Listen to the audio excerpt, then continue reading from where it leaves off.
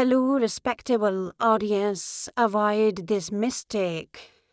3 and 3 are cancelled, but actually these are not cancelled. So, when we cancel 3 and 3, we will get 6 plus 6 equal to 12. Hence, 12 will be our answer, but remember that 12 is incorrect.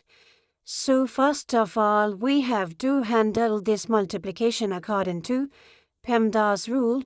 6 plus 6 times 3 will be equal to 18, and divided by 3 as it is. Now, 6 plus 18 will be equal to 24 divided by 3, which will be further solved to get 8 as answer. So 12 is incorrect and 8 is correct answer by obeying PEMDAS rule. Thank you for your support.